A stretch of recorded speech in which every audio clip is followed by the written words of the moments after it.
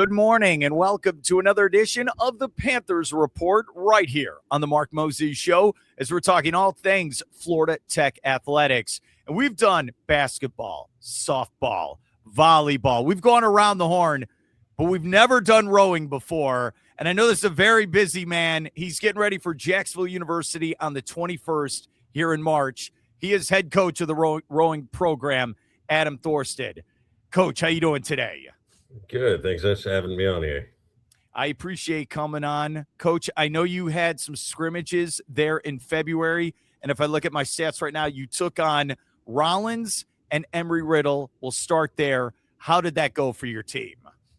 It went pretty well.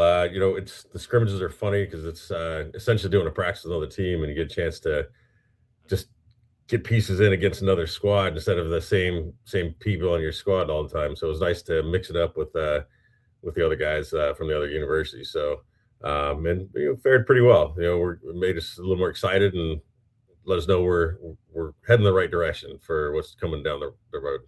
Okay, I was going to ask that question as a follow-up. All right, what did you take out of that from the standpoint of here's how we need to improve? What's the best way to say it, Coach?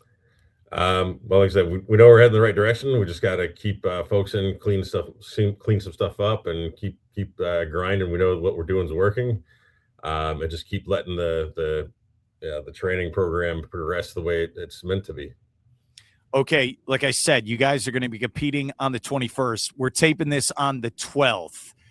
Tell us about your practice schedule and how that works with essentially these student athletes that go to a great school like Florida Tech. How's that practice schedule like going up to the 21st?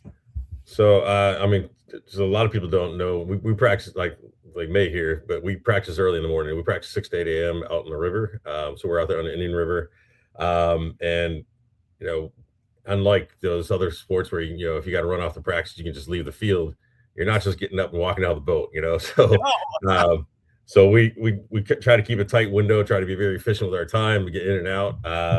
Make sure guys are getting to classes because it's academically it's a strong school and it's tough, and we got to make sure they're there. So they got to work time management. So we do Monday through Friday, 6 to 8 a.m. And we're working on getting the mileage in, getting cleaned up the strokes, and then they have 2 sessions a week with their strength coach, and then some afternoons they do some additional things. So we also have team meetings to talk about what to expect and kind of get the mindset right just as much as the body. So, we're getting closer and closer to what we're looking to see. All right. Is it rain or shine, sleet, snow? It doesn't matter. We're out there 6 to 8 in the morning. Is that the rule?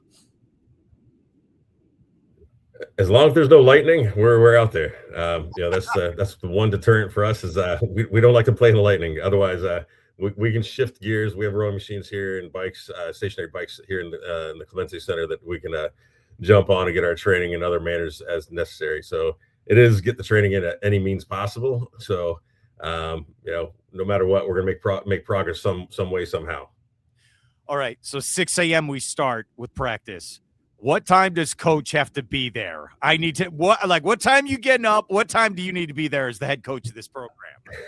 I get up at about 4:45, and then I'll get there between 5:30, 5:45. Open up the gates or the doors wherever we're at, and just start getting stuff prepped in, and they kind of start rolling in between 5:45 and hopefully not too many at that 6 o'clock mark. But we're starting our chalk talk right there, or dry race talk, whatever you want to call it nowadays. But we're going over the plan and kind of what the focus is for the session, and get them going on their warm up and make sure the equipment's set to go. It's not as easy as just rolling a ball rack out. We got our boats are just shy of 60 feet long, and the oars, we got to get those all down there. The oars about 12 and a half, just shy of 13 feet. So we got big, cumbersome equipment to move around. Luckily, it's not too heavy. So yeah, you get a workout as well, just trying to get out there. Okay. I don't know the answer to this, so I am asking you this question because I've never covered rowing before, but I need to come out and watch you guys compete. You guys do a great job. All right. I looked at FloridaTechSports.com. You guys have a big roster. I'm thinking maybe there's 10 guys. No. It is big. How does this work in a competition? How many guys are out there at a time? Are there different boats? I'm sorry I have to ask the question, Coach, but I need to know these answers for us. So a rowing race is kind of like it's like a track meet where there's a lot of different categories. The big difference is with track, you got all the different distances. Ours are all the same distance, just different categories. So we'll our goal is to put out the fastest varsity 8 that we can. That means there's gonna be 8 rowers and a coxswain in the boat. So that's 9 guys right there in the boat, and then we'll field a second 8, which is just like our second tier, and it's another 9 guys there. And then there's other categories that we can look into. So this year that we have 3 spare guys and 1 spare coxswain. That's the little person, smaller person that steers the boat and calls the commands. So we have 3 spare guys in the coxswain. So like against Jacksonville, we'll put a pair out, which is the 2-person boat. And so we'll get everybody but 2 people on the roster. We'll get a race that weekend. When we go, like the following week, we'll go to Sarasota, and that one we can double up and race multiple events. And so we'll get just about everybody a race, if not 2 to 3.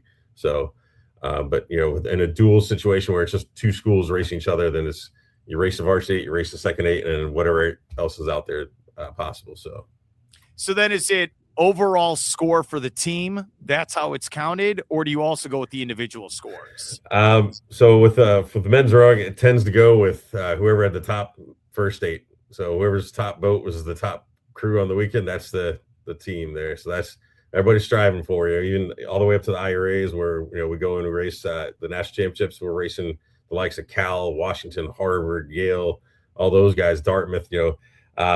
Whoever's got the top boat out there is the top team for the year. I mean, like they look at the overall as well, but how your top 8 stacks up, is the key factor. And getting the second boat, getting on board with pushing that first boat, because when they succeed, everybody succeeds. So I appreciate you answering that. I know you know these things for years, but I appreciate, especially for everyone watching this right now. Then let's go to your student athletes from a recruiting standpoint. Fundamentally, what are you looking for a student athlete to come compete for, play for you here at Florida Tech? Well, I mean, first and foremost, we look at academic side. We got to make sure that they're going to line up academically to make sure it makes sense. Then we look at the athletic size. What's their height? What's their weight? What's their 2K score? That's from the rowing machine. They can get it's a pretty standard across the globe. You just set a distance and you pull it and get a time, and everybody knows like that's kind of the measuring stick for your base cardio point. And then there's technical stuff that goes along with it, but we also look at mindset, like personality. We want to make sure, like you say, we have a big roster. To us in the world of rowing, we have a moderate sized roster. Like we're going to be competing against teams that have 5/8 of guys. So you're just looking, so when you got a roster of 60 guys, that's so we're looking for quality, not just quantity, as we build our roster. This is our 3rd year, and we didn't want to just throw bodies at the roster. We want to make sure we're getting the right guys to come in and have the right mindset, that they're driven and they want to work hard. And so the academics is huge for us. So we don't want to be worried about whether this guy's going to pass class or not. We want to make sure he's going to come here and excel, academically. So how proud are you of seeing someone who's a freshman or sophomore and they mature and get better, when they're competing and maybe in the classroom? I know you're smiling because I know you love this, right, Coach, when you see them by senior year.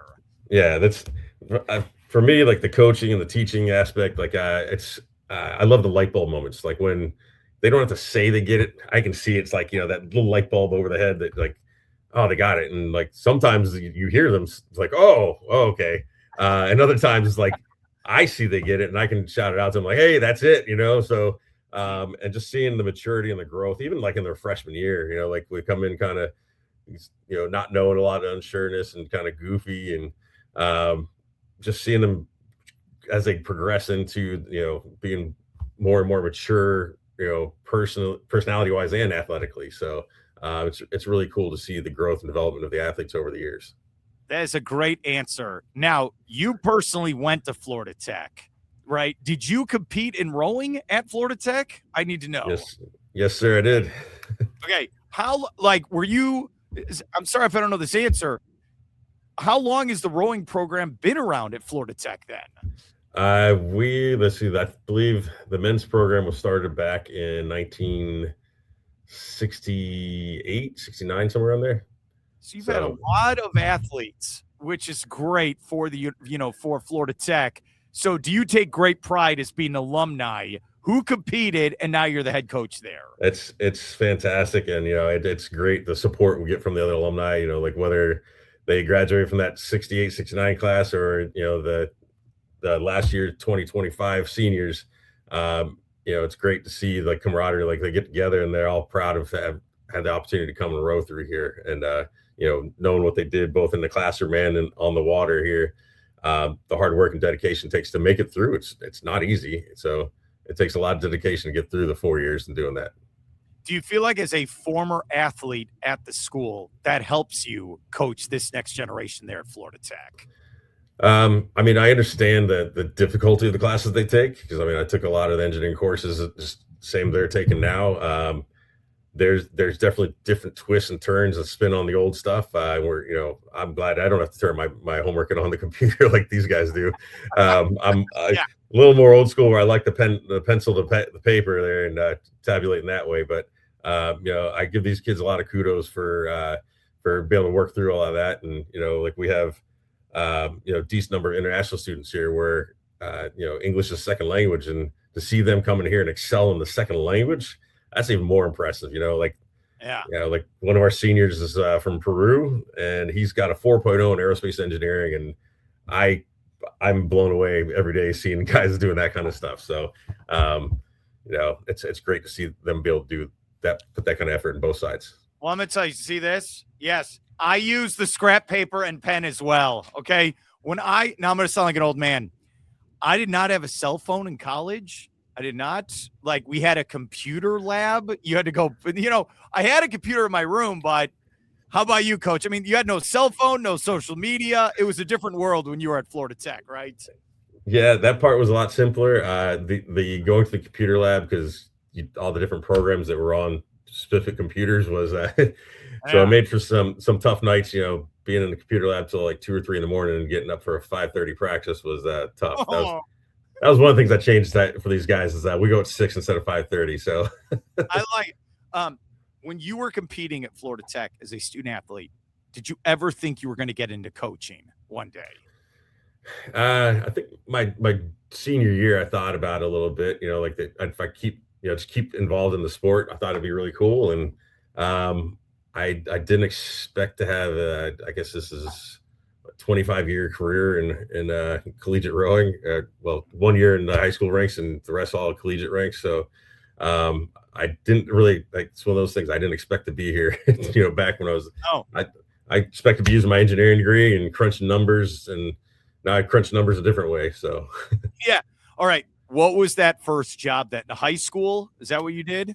I was a volunteer coach my first 2 years out of college, while I tried to figure out what the world was happening as far as the job market and stuff like that. And then at the end of my second year volunteer coach, I was here at Florida Tech coaching with we had a new coach coming that year, Mark Mendel, and I worked with him for his first 2 years. So I got to learn to coach, and he got to learn the university together. And then I actually went off to Ohio to do graduate school and be a grad assistant coach, and was able to get my master's degree up there. And that was something I never thought I'd have happen. Plus, let alone somebody else paying for it, was pretty cool. And then from there, I got a master's in secondary education, and I got hired down in Miami to coach and teach at all boys prep school down there. And that's the big thing, is I wanted to get back to Florida. Once I left, I was like, all right, get back to Florida. And then Florida Tech, my old coach reached out to me and said he was leaving from coaching the women's program, and recommended me for the job. And here I am, this many years later, coaching on the men's side and still working with the ladies, just make sure we can get as fast a boat as possible out in the water every day. Okay.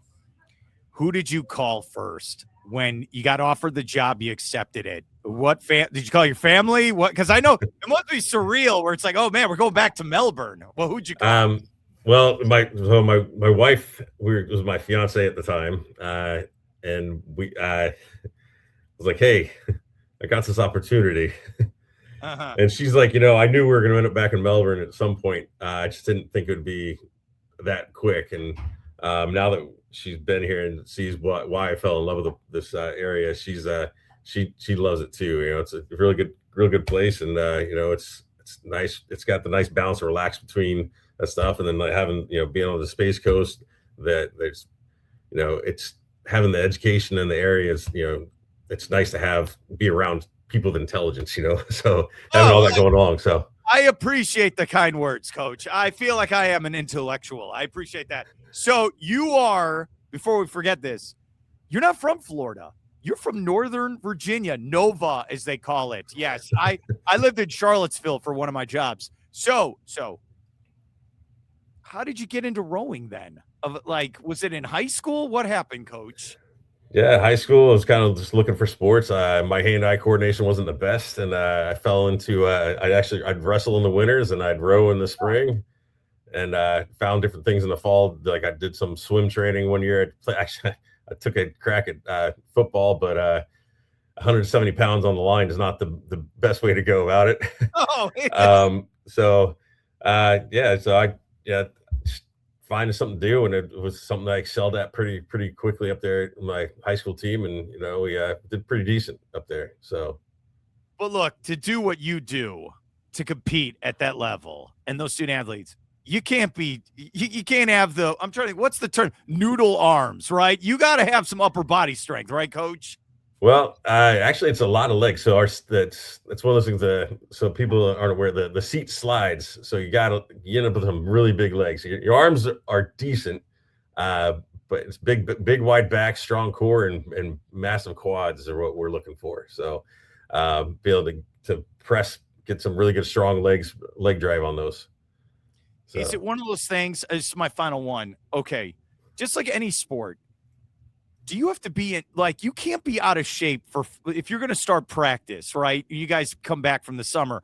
You can't just show up and be completely out of shape. You have to be maintaining this, don't you, to play this? There's a minimal expectation that they're maintaining a minimum level of fitness as they go through the summer, just keep it up with it so that they come back and we're not at risk of injury, stuff like that. Because it's a strenuous sport, and it's a power endurance sport, and endurance takes time. So, like I said, that coming in as a freshman towards their senior year, when they figure that out, that, I'm gonna have a much better year when I just stay in touch with the training. And I give them recommendations to what to do over the summer. Some guys go back and row for the national team. Some will row for a club near back home. If they don't have that kind of stuff back home, then we just say, hey, just stay fit, stay active, run, bike, swim, do stuff to stay fit, and we can get the rowing fitness, the sport specific fitness back quickly. Take about a month and adjust back into it. But they're a good group of guys that are pretty dedicated. So they're good about, nowadays with technology, the community. I'll get they'll send me videos like, hey coach, can you check this out? How am I doing? So it's really good to see their investment in the program as well. Great stuff, Coach. Thank you so much for coming on. Take the time to talk about your program. Good luck against Jacksonville, and I'll talk to you later, all right? All right. Thank you very much. It's good chatting with you.